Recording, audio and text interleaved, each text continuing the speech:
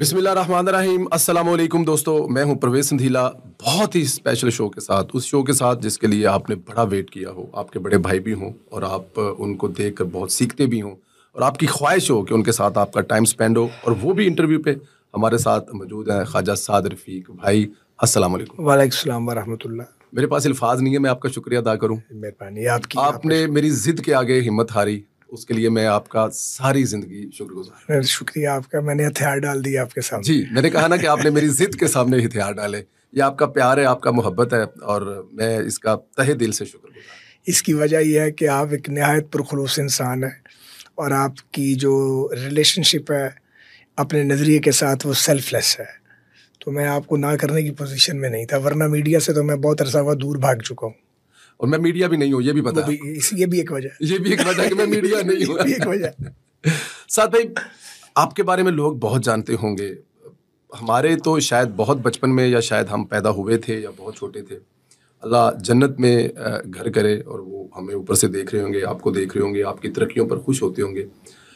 कुछ बताएंगे ख्वाजा रफ़ीक साहब के बारे में? क्या हुआ, कैसे हुआ, कितनी उम्र थी आपकी उस वक्त? बिस्मिल्लाहिर्रहमानिर्रहीम। बहुत बहुत शुक्रिया परवेज़ भाई आपका कि आपने आज मुझे यहाँ मदऊ किया। ख्वाजा मोहम्मद रफ़ीक शहीद अमृतसर में पैदा हुए थे। मेरे दादा भी अमृतसर की पैदाइश है। हमारी फैमिली का ताल्लुक़ अनंतनाग से है, वहाँ से माइग्रेट करके अमृतसर आए हैं, ददयाल और ननिहाल दोनों। अच्छा जी। और उसके बाद जब ये 47 का हुआ है पाकिस्तान के क़याम का मामला, तो फिर माइग्रेट करके ननिहाल और ददयाल यहाँ लाहौर आके शिफ्ट हुए हैं। तो मेरी वालदा की शादी जो थी वो 61 में हुई थी वालिद साहब के साथ। वालिद साहब जो हैं वो अमृतसर में रहते थे और मेरे दादा जान जो थे वो वेल एस्टेब्लिश्ड बिजनेसमैन थे और दिल्ली में उनका मरकज़ था और भोपाल में। लेकिन मेरे वालिद और मेरे चचा जो थे ये वक्फ थे पाकिस्तान मूवमेंट के लिए। राइट। ये लंदन जा रहे थे डॉक्टर बनने के लिए उस वक्त, पाकिस्तान बनने से पहले।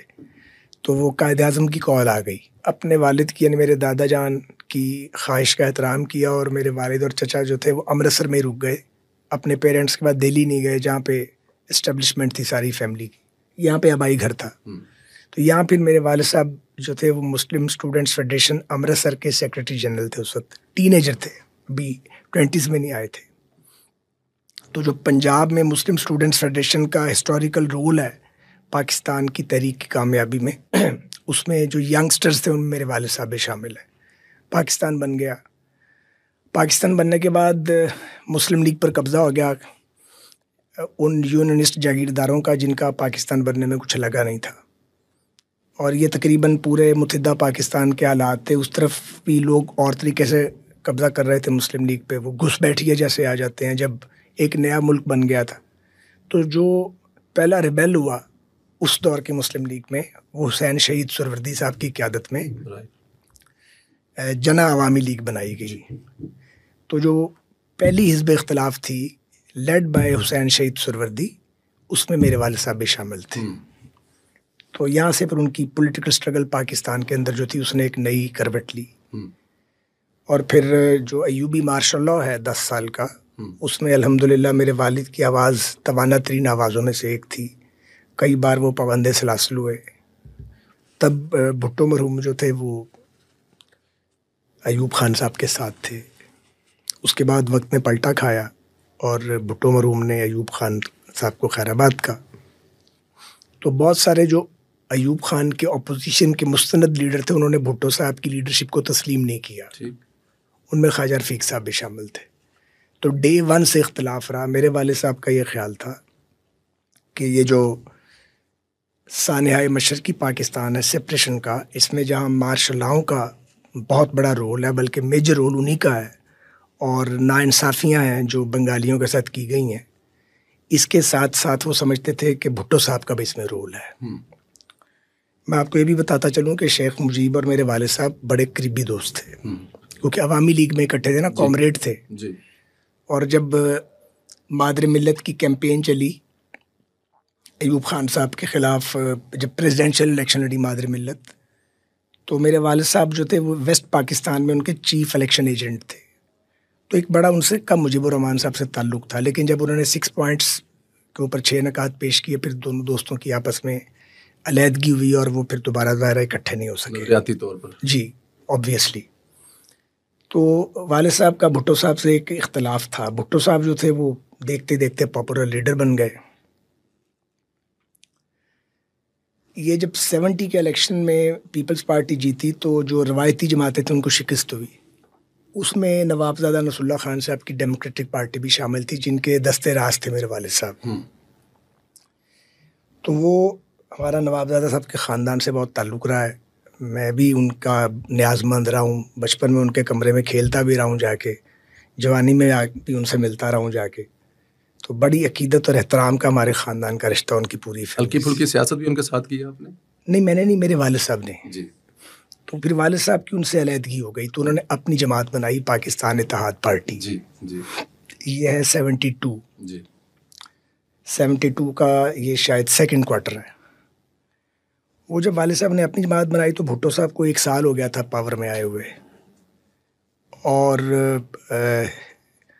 वो जो उस वक्त की पीपल्स पार्टी की जमहूरियत थी उसका मज़ा फिर कौम चख रही थी। तो वालिद साहब ने बड़ी स्ट्रॉन्ग अपोजिशन शुरू कर दी। उनको थ्रेट्स भी आती रहीं। उनको बहुत अहम लोगों ने बताया भी कि आप इतने ब्लंट ना हो, लेकिन वो बहुत ज़्यादा ब्लंट थे। मैं कुछ भी नहीं हूँ, बहुत ज़्यादा। तो वो फिर अपनी तकरीरों में उन्होंने कह दिया था कि मुझे आपका पैगाम मिल गया और मुझे पता है कि आप मेरी जान के दर पे आए हैं, लेकिन मैं बाज नहीं आऊँगा। ये रिकॉर्ड का हिस्सा सारा कुछ, तकरीरें वो सारी उस दौर के अखबारात में छपी हैं, क्योंकि अयूब खान का दौरे आमरीत गुजर चुका था। अब जिन लोगों ने अयूबी आमरीत का मुकाबला किया हो, जिन्होंने गोरे की जेल काटी है, वो तो फिर उनके लिए तो पाकिस्तान जन्नत था। और जब उस जन्नत में कोई ख़राबी पैदा करेगा तो उससे लड़ेंगे। बहरहाल उसका नतीजा ये निकला कि 20 दिसंबर 1972 को तहरीक इस्तिक़लाल लेड बाय सर खान साहब और ख्वाजा रफ़ीक साहब, जिनकी अभी नन्ही मुन्नी जमात थी इत्तेहाद पार्टी, जिसकी उम्र 4-5 महीने थी, और लाहौर के वकला जिनकी क़यादत उस वक्त एक मारूफ लीडर थी राबिया कारी एडवोकेट, ये लोग कर रहे थे। राइट। ये 20 दिसंबर 1972 को ये ब्लैक डे ऑब्जर्व किया अपोजिशन ने और शाहराह कायद आज़म पे जुलूस निकाला। तो वो उस जुलूस को घेर लिया पीपल्स गार्ड ने। अच्छा। जो इसी मकसद के लिए बनाए गए थे उस दौर में। आज तो पीपल्स पार्टी बड़ी रिफाइंड पार्टी है और उसने बड़ी मार भी खाई है ज़ियाउल हक की आमरीत। तो पीपल्स गार्ड जो है वो पाकिस्तान पीपल्स पार्टी के ऑफिशियल, उनकी वो ऑफ शूट थी ना। तो वो उन्होंने घेरा हुआ था और वो गाली गलोच और धमकियां दे रहे थे। ये सारे रिपोर्टेड अखबारात में, कोई मैं अपने पास से नहीं कर रहा बात। तो वो जुलूस ख़त्म हो गया। असर खान साहब अपने बॉडीगार्ड्स के साथ चले गए। मेरे वालिद साहब वापस आ रहे थे घर। तो पंजाब असेंबली की बैक साइड पे उन पे हमला किया गया। तो वो मौके पे उनको 5 गोलियां लगी और जो कातिल थे वो पीपल्स पार्टी के प्रोमिनेंट लोग थे। जो लीड कर रहा था उसका नाम आसिफ तारी था और वो मियां इफ्तिखार तारी का सगा भतीजा था, जो लियाकत बाग फायरिंग केस का भी मुलज़म था। तो वो वालिद साहब फिर मौके पे उनकी शहादत हो गई। हम बहुत छोटे थे, मैं 5वीं क्लास में था, सलमान 3री में था। तो हम मुकदमा नहीं लड़ सकते थे, साथ था ही कोई नहीं। मगर मेरी वालदा जो एक घरेलू औरत थी, वो बड़ी जरी खातून थी। उन्होंने कहा ये मुकदमा मैं लड़ूंगी। अच्छा। जी हाँ, वो मुकदमा हमने लड़ा। आप सभी कितने बहन भाई थे? हमारी हमशीरा कोई नहीं है, 2 ही भाई हैं। अच्छा, 2 भाई हैं बस, और एक वालदा। 2 भाई थी और वालदा थी, और वालदा ने डिसाइड किया कि 5 साल के बच्चे जो 5वीं पढ़ता और 3री में, इनके साथ मैं ये मुकदमा लड़ूंगा। जी। ददयाल ने भी साथ छोड़ दिया और ननियाल जो थे वो इतने पढ़े लिखे थे कि उनके पास वक्त नहीं था हमें मिलने के लिए। सब सुनेंगे लेकिन मुझे इसकी कोई परवाह नहीं है, सच यही है। अब सबसे हमारे ताल्लुकात ठीक है। सब ने छोड़ दिया तूफान में डूबने के लिए। मेरी वालदा खड़ी हो गई, उन्होंने कहा नहीं मैं लड़ूंगी। तो उन्होंने वो फिर जो वालिद साहब की जद्दोजहद का परचम था उसको बुलंद किया। वो मुकदमा तो हमने हारना था, हम हार गए क्योंकि कोई गवाही देने के लिए तैयार नहीं था। गवाहान को बिठा दिया गया, लोगों को ख़रीदा गया, बहुत कुछ हुआ। बहरहाल वो वक्त गुजर गया जी। तो आप ये देखें कि वालिद के चेलम पे मैं अभी 5वीं क्लास में था तो मुझे स्टेज पे खड़ा करके कहा गया कि तुम तकरीर करो। जब वालिद का साया सर से उठ जाता है तो आप जितने मर्जी बच्चे हो, आप चंद रातों में बड़े हो जाते हैं। मुझे वो जो 5वीं क्लास में मैंने वालिद के चेलम पे गुफ्तगू की थी याद है, इतना रिएक्शन था। अभी भी याद है? हाँ, मुझे पूरी अच्छी तरह पता था मेरे वालिद को किसने मारा है, क्यों मारा है, मेरे वालिद का कसूर क्या था। और ये आपने उस वक्त 5वीं क्लास के तालिब इल्म के तौर पर तकरीर की? जी। जब मैं 7वीं क्लास में था तो मेरे वालिद साहब की बरसी का हर साल जलसा होता था, तो 7वीं में था, 74 था जी। भुट्टो साहब का पीक था जी। मुची दरवाज़ा में जलसा हुआ जी। जिसमें तशरीफ़ लाए मौलाना शाह अहमद नूरानी, खान अब्दुल वली खान मरहूम, मुफ्ती महमूद साहब मरहूम, आगा शुरिश कश्मीरी मरहूम, नवाब नसरुल्लाह खान साहब मरहूम, सारी टॉप लीडरशिप पाकिस्तान की वहाँ मौजूद थी। तो मुझे याद है मैं उस जलसे में मैंने तकरीर की थी मुफ्ती दरवाज़ा में। और ये तमाम लोग अपने भाई की बरसी के जलसे में अपने भतीजे के साथ खड़े होने के लिए आए? हाँ जी, ये मुतअद्दिद इख्तिलाफ का जलसा था। तो उस वक्त की जो तकरीर थी मैंने खुद लिखी थी, 7वीं क्लास में था। तकरीर क्या थी, जज्बात थे, और जो कर्ब होता है उसका फिर आप बयान करते हैं। तो ये बिगनिंग है।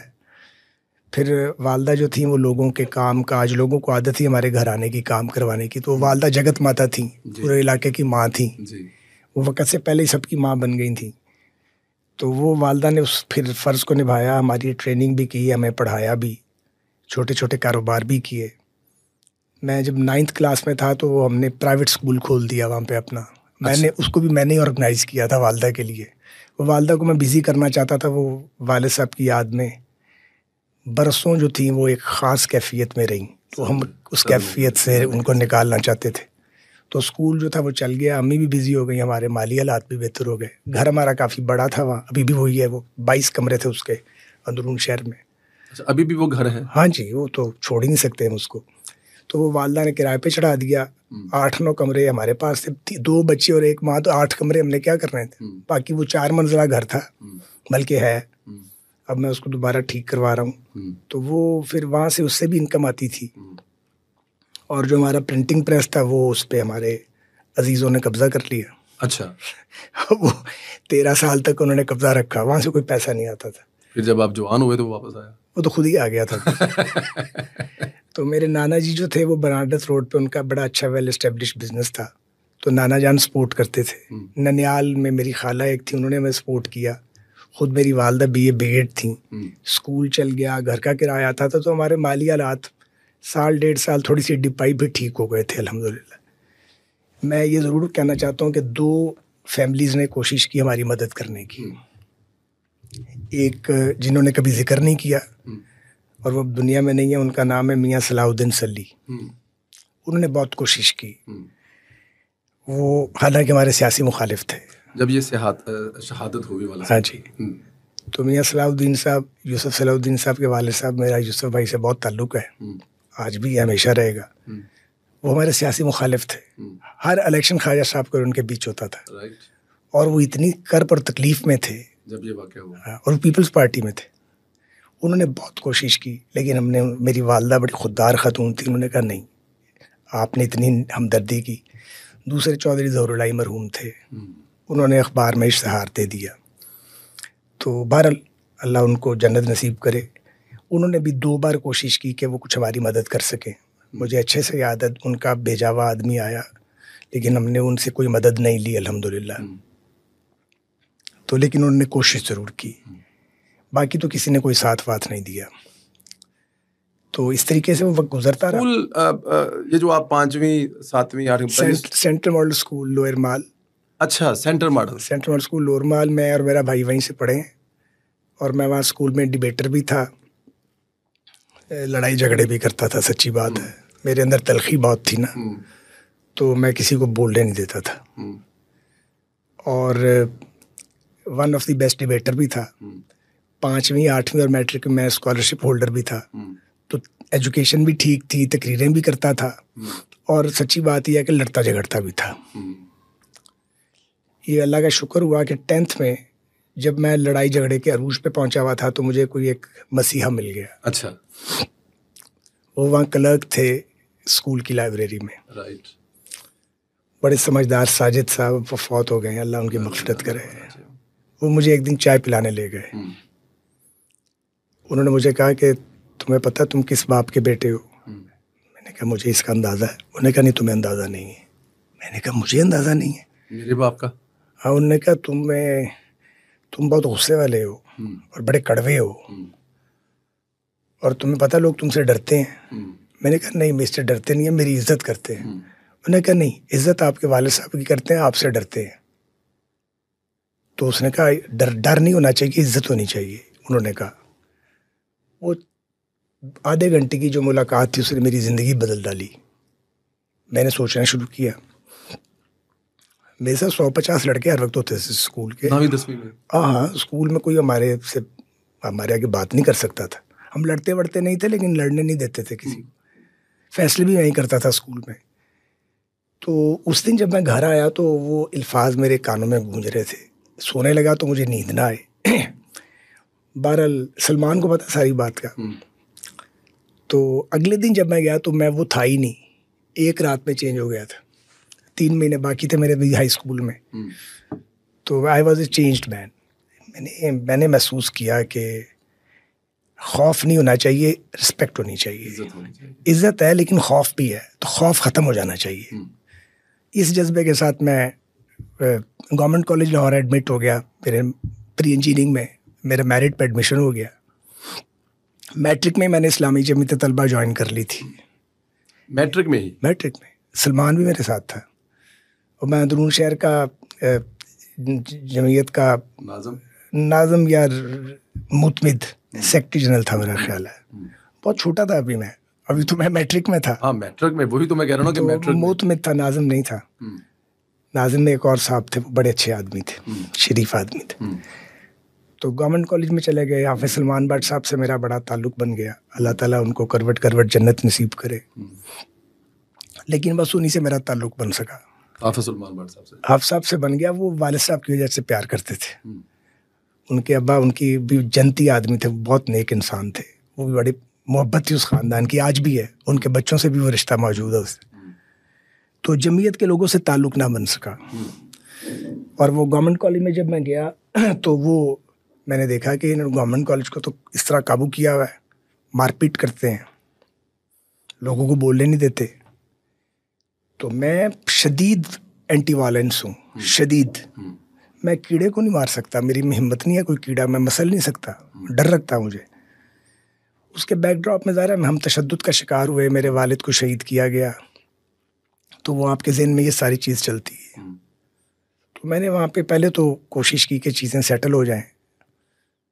लियाकत बलोच साहब पंजाब के नाज़िम होते थे उस वक्त जमीयत के, और ज़फ़र जमाल बलोच साहब होते थे इस्लामी जमीयत तलबा के नाज़िम आला।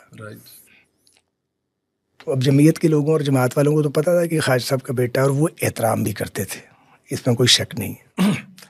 वहाँ ताल्लुकात मैंने ही ख़राब किए, क्योंकि मैं वो बाज ही नहीं आ रहा था, तनकीद करने से बाज ही नहीं आ रहा था। तो एक मरला आ गया जब मुझे गवर्नमेंट कॉलेज से रेस्टिगेट कर दिया गया। जब रेस्टिगेट कर दिया गया तो मेरा ख्याल था कि हमारी यूनियन है, ये मेरी मदद करेंगे। तो मुझे बाद में पता चला वो तो खुद चाहते नहीं, उन्होंने नहीं कहा था रेस्टिगेट। तो वो फ़िज़ाउर रहमान साहब थे, उन्होंने कईयों को किया था, अल्लाह उनको जन्नत दे। बड़े लोगों की उन्होंने ज़िंदगी तबाह की वैसे, तो उन्होंने किया था और नाजायज़ ही कर दिया था।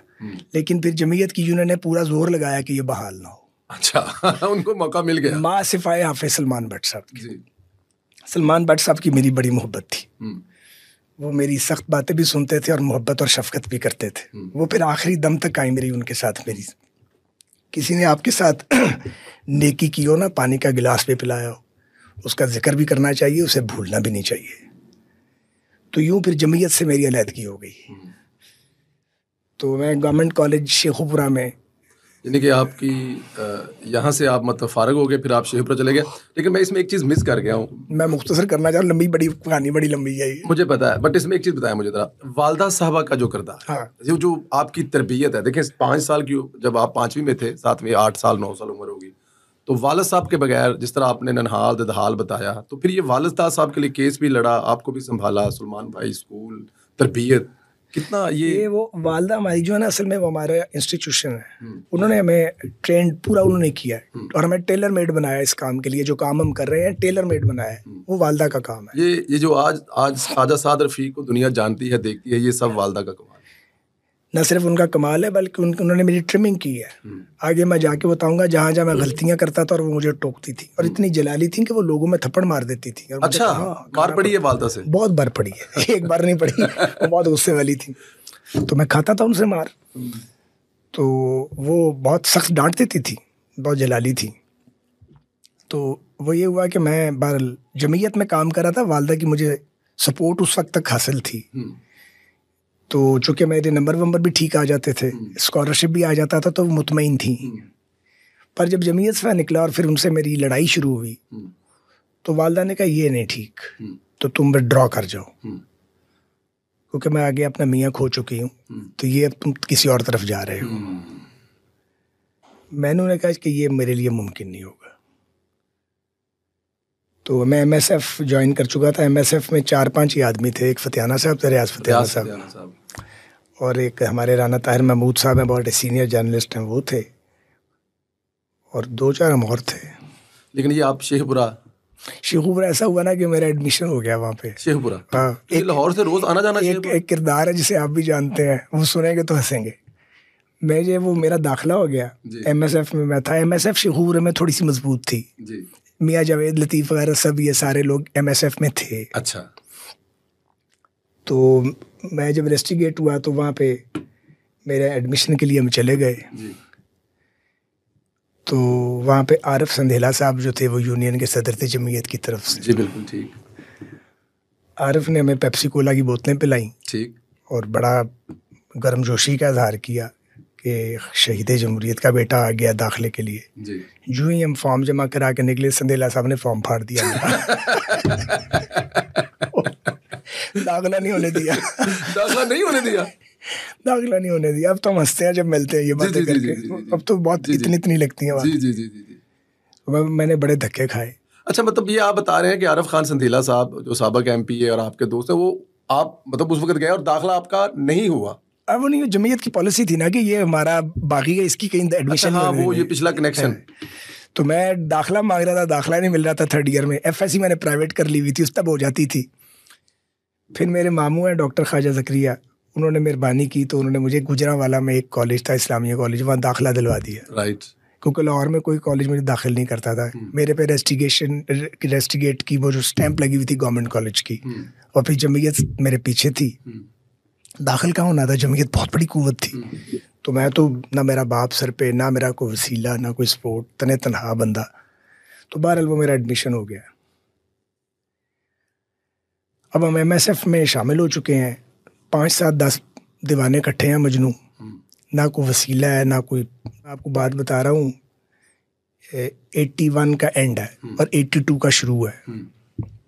अभी मुस्लिम लीग तो 85 में बनी ना, आगे मियाँ साहब वाली, उससे पहले की बात है। तो वो बहरहाल 2 शख्सियतें थी जिन्होंने हमें सपोर्ट किया, मॉरल सपोर्ट की।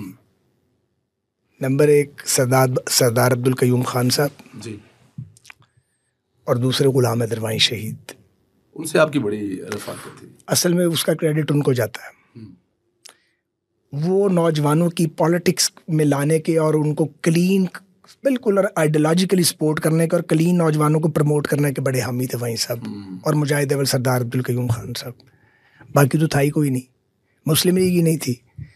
वैसे तो पीर साहब पगारा शरीफ से भी याद अल्लाह थी, वो हमारी पार्टी के प्रेसिडेंट थे। SM ज़फ़र सेक्रेटरी जनरल थे, अली ज़फ़र साहब के वालिद साहब। वो बड़े खूबसूरत आदमी थे, बड़ी मोहब्बत रही है उनसे।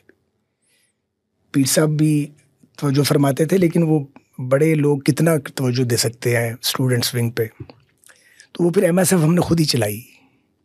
अभी चला रहे थे तो वो मुझे अगवा कर लिया इस्लामी जमीयत तलबा ने समनाबाद में हमारा एक छोटा सा एक खंडर टाइप दफ्तर था, वहाँ से उठा के ले गए मुझे। बस वही उनसे गलती हुई, और वो इतनी बड़ी गलती थी कि पूरे उनकी ऑर्गेनाइजेशन ने बाद में कहा कि ये हमने क्या किया। उनमें कहा होगा लोगों ने कि ये ना करो, लेकिन जो है मुहिमजू होते हैं मरवा देते हैं। वो मुझे ले गए, पूरी रात मारते रहे, लहूलुहान कर दिया बिल्कुल, मार मार के। उससे पहले मेरी वालदा मुझे कह रही थी कि तुम नहीं करोगे, बल्कि एक आध बार उन्होंने मुझे घर से भी निकाल दिया था, और कोई 3-4 महीने घर से निकाले रखा था कि ये सख्ती की कि ये ना करे। और मैंने कहाँ बाज आना था, मेरी किस्मत में यही लिखा हुआ था। जब मैं किडनैप हुआ तब भी घर से निकाला हुआ था, तो मैं वहीं रहता था MSF के दफ्तर में ही रहते थे। हाँ, वहीं रहते थे। वो पोस्टर्स जो होते थे उनके सराहने बना के सो जाते थे, था ही कुछ नहीं जी। तो घर से जो खर्चा मिलता था वही बंद हुआ था। तो वो जमायत वाले मुझे वहाँ से उठा के ले गए। अम्मी को किसी ने बता दिया, माँ तो माँ होती है। तो मेरी वालदा MPA नहीं थी उस वक्त, लेकिन वो बड़ी जलाली खातून थी। वो निकली, उन्होंने लाहौर पुलिस को कांटेक्ट किया, खैर बड़ी भाग दौड़ हुई। तो जमीयत जिसको ले जाती थी पुलिस नहीं छुड़ा सकती थी उसको उनसे। इतनी तगड़ी थी जमीयत उस दौर की? बहुत तगड़ी थी। पहले मुझे MA कॉलेज ले गए, मार मार के अशर कर दिया। वहाँ से निकाल के पंजाब यूनिवर्सिटी ले गए, हॉस्टल नंबर 1 में। वहाँ मारा, पूरी रात मारते रहे। सुबह मुझे एक रक्शे में बिठाया और 10 रुपये मेरी जेब में डाले। कपड़े मेरे फट गए थे, कपड़े भी शलवार कमीज़ थी। और मुझे कहा उन साहब ने, मैं उनका अब नाम नहीं लेना चाहता, कि आप ने अगर कभी सियासत करनी तो हमारे पास आ जाना। अच्छा। मैंने दिल में कहा तुसी मैं ज़रा जानते थे। वो मैं खैर घर चला गया, मेरा चेहरा ठीक था बिल्कुल। तो वालदा बेचारी कहीं खज्जल खार होते हुए आई, तो मुझे देख क्या हुआ। मैं कहा नहीं कुछ नहीं हुआ। कि वो तुम्हें ले गए थे? मैं कहा जी ले गए थे। कुछ कहा तो नहीं? मैं कहा नहीं कुछ नहीं कहा। तो वालदा सीरक थी, वो जब कमर से उन्होंने कपड़ा उठाया तो सारी कमर स्याह थी। फिर उन्होंने मुझे कहा कि अब तुम घर वापस नहीं आओगे, अब इन्हें सब कुछ करना है। तो उन्हें कि इन्हें घर छोड़ के आओ। नहीं, उन्होंने कहा मैं सपोर्ट करूंगी, जिसने तुम्हें उठाया उसको उठा के उसके घर छोड़ के आओ। फिर वालदा साहबा खड़ी होगी साथ पूरी, जो मना करती थी। हाँ जी। तो मुझे तो उसके बाद कोई रुकावट ही नहीं थी। फिर बाकी फिर पता है जिन जिन ने ये काम किया था उनमें बस एक ही बंदा बचा था, वो मेरा दोस्त है, वो भी बताता हूँ आपको। तो फिर हमने सारे स्कोर सेटल कर दिए, कोई छोड़ा नहीं बाकी। लेकिन किसी के साथ 1 इंच ज्यादती नहीं की, जितना किया था उससे कम। बल्कि एक आध आदमी तो ऐसा भी था जिसे मैं बचाना चाह रहा था, बदकिस्मती से मैं उस रात चला गया तो उस बेचारे को बड़ी मार पड़ी। क्योंकि मैं मार नहीं सकता किसी को, मेरे लिए प्रॉब्लम है। जिसने खुद मार खाई हो ना, एक तो वालिद का देखा हुआ क्या, फिर खुद मुझे मार पड़ी। मुझे पता है जब आप किडनैप होते हैं, मुझे एक बार नहीं उठाया गया, जमीयत ने उठाया, फिर मुशर्रफ के दौर में मुझे उठाया गया, मारा गया। तो वो आपको बांध के मारा जाता है, बेबसी होती है। एक आध बार बेनज़ीर साहबा के दौर में मेरे साथ ये वारदात हो चुकी है, नकई साहब के दौर में 3 बार तो हो चुका है। मैं नहीं किसी के साथ ये कर सकता। तो जमीयत के लोग जो थे वो हमारे बंदे उठा के ले जाते थे। अब उन्हें छुड़ाना होता था, हमें उनके बंदे उठाने पड़ते थे। ये मैं इस पे कह रहा हूँ, यानी अपने छुड़वाने की। हाँ जी, पुलिस नहीं अपना छुड़ा सकती थी। तो इकबाल टाउन से एक बार 2 लड़के उठा लिए MSF वालों ने। उन्होंने अरशद मीन चौधरी साहब को उठा लिया था। अच्छा जी। अब चौधरी साहब उनके पास 2 दिन से थे, छोड़ ही नहीं रहे थे उनको। तो 2 बंदे ले आए उनके, यहाँ खाड़क एक गाँव वाला और में, वहाँ हमारे बंदे उनको ले गए। बेसवानी का दौर था, अच्छे बच्चे थे वो बेचारे, उनको उठा लिया इन्होंने बैलेंस करने के लिए। नाम मुझे याद नहीं है। तो मैं जब वहाँ गया ना, तो उनकी आंखों पे पट्टी बंधी हुई थी और वो ज़मीन पे पड़े हुए थे, सर्दियों की रात थी। और वो जिन मुस्टंडों ने उठाया हुआ था वो 4 पाइयों पे बैठे हुए थे, जो हमारे वाले ही थे। उनको उठा के मैंने सबको ज़मीन पे बिठाया और उन दोनों लड़कों को 4 पाई पे लिटाया। वो एक को चोट लगी हुई थी, उसको दवाई मंगवा के खिलाई, गर्म दूध मिला वहाँ से वो पिलाया उनको। तो प्यार भी किया मैंने, उनके कान में कहा कि कुछ नहीं होगा, तुम ये तो नहीं बताना था मैं ही हूँ। तो मुझे बड़ा तरस आया कि ये सोचेंगे पता नहीं हमारे साथ क्या होगा। तो मुझे अच्छी तरह याद है कि उनमें से एक ने कहा कि ये सब शैतान है, इनमें तुम कौन हो? क्या बताता कि मैं ही तो हूँ। तो मैंने कहा यार कुछ नहीं होता, तुम्हें कोई कुछ नहीं कहेगा, ये बैलेंस करने के लिए लेके आए हैं। तो वो उनको बड़ी ढारस बंदी उनको।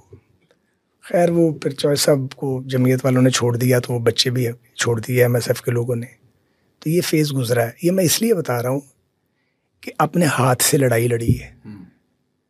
लोग भी थे, असला भी था, क्योंकि फिर मिलिटेंसी शुरू हो गई थी। बाकायदा तौर पे 6-7 साल वो फिर लड़ाई पूरे पंजाब में फैल गई। MSF ऑफ वो लाहौर से शुरू हुई, पूरे पंजाब में फैल गई। उसमें एक वाकया बड़ा इंपॉर्टेंट है। जी प्लीज। एक साहब थे जो मेरे हत्थे नहीं चढ़े थे, अच्छा जी। उनका नाम है तैयब शाहीन। अमेरिका में होते हैं, पेप्सी कोला में, मेरे दोस्त हैं और बड़े ही प्यारे दोस्त हैं। तो मेरी किडनैप में उनका बड़ा रोल था, बल्कि ज़्यादा ही रोल था कुछ। तो ज़ाहिर है वो स्कोर सेटल करना था, वो काबू नहीं आते थे। अच्छा। उन्हें पुलिस ने पकड़ लिया। वो इन्होंने किसी जुलूस की क़यादत की, पुलिस ने पकड़ लिया। ज़िया-उल-हक का दौर था। 2 दिन बाद लाहौर पुलिस ने मुझे भी पकड़ लिया कि बैलेंस करना है। अच्छा। ये क्या क्या पकड़ा के बैलेंस करना है। भाई चला गया जेल। अब एक ही जेल, कैंप जेल में हम दोनों बंद। जेल वालों को पता था ये दुश्मन है एक दूसरे के। मैं एमए कॉलेज का प्रेसिडेंट इलेक्टेड, वो इस्लामिक कॉलेज सिविल लाइंस के, और एनमीज। तो पहले दिन जेल में वो एहसानुल्लाह बॉबी एक होते थे, ब्लैक ईगल्स के, आजकल अमेरिका में होते हैं, वो हमसे सीनियर थे। उन्होंने नाश्ते पे मुझे बुलाया। तो वहाँ पर तैयब साहब भी आ गए। तो फिर नाश्ते पे बैठ गए, तो मैंने कहा फिर हाथ ही मिला लेते हैं। तो उन्होंने हाथ मिला लिया। 10-15 दिन बाद ये हालात हो गए कि हम दोनों गए जेल सुपरडेंट के पास कि आपने हमें चोरों के साथ बंद किया हुआ है, हम इकट्ठा कर दे।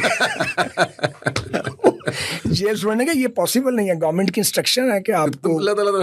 हमने कहा यार नहीं, हम मेरे साथ कोई डकैत बंद किया हुआ है, उन्हें पागलों के साथ डाला हुआ है। तो शॉर्टली हम इकट्ठे हो गए। असल बात यह है कि हमने अंदर नो वॉर पैक्ट किया। आप सोचें 19-19 साल के लड़के, हमने अंदर मुआहदा अदम जारहियत किया, उसकी बकायदा टर्म्स तय की। मिसाक जमहूरियत हो गया आपका हो गया। हमने कहा अगर कोई किसी को नुकसान पहुंचाएगा तो दूसरा रिएक्ट नहीं करेगा, राइट, डायलॉग करेगा, और जिसके फरीक ने ज्यादती किया वो उसको खुद से सजा देगा ताकि वायलेंस खत्म हो जाए। फिर जब तक तैयब साहब और मैं रहे ये चलता रहा, हमारे यहाँ झगड़ा नहीं हुआ। चेंज आए कि फिर अरशद मीन चौधरी साहब जो थे वो आ गए, और मेरी उस वक्त मियाँ साहिबान से दूरी हो गई। उन्होंने MSF को टेक ओवर कर लिया अरशद मीन साहब ने। मैं छोड़ गया। मैंने वैसे भी मास्टर्स कर लिया था 86 में, तो करके मैंने उसी दिन जिस दिन MA का आखिरी पेपर दिया छोड़ दिया था। तो फतेहाना साहब चूँकि लाइफ प्रेसिडेंट रहना चाह रहे थे, वो और अरशद मीन साहब रह गए, मैं निकल गया। और कौन से नाम थे उस वक्त? एक रियाज फतेहाना बड़ा नाम है उस वक्त का, अरशद मीन अल्लाह जन्नत में घर करे, वो भी नहीं रहे। तो और उस वक्त के आपके जो बाद में अमली सियासत में आए? समीउल्लाह चौधरी बावलपुर से जी, बड़ा एक्टिव था हमारे बाद, मुझसे जूनियर हैं लेकिन उन्होंने बड़ा काम किया अमली सियासत में। उनका भी वो MPA भी बने, प्रोविंशियल मिनिस्टर भी बने। हमारे जो आपके PMLN की ज़िलों के सदर और सेक्रेटरी हैं, उनमें से बहुत सारे जो हैं वो MSF के उस दौर के लोग हैं। ओके। हाँ जी।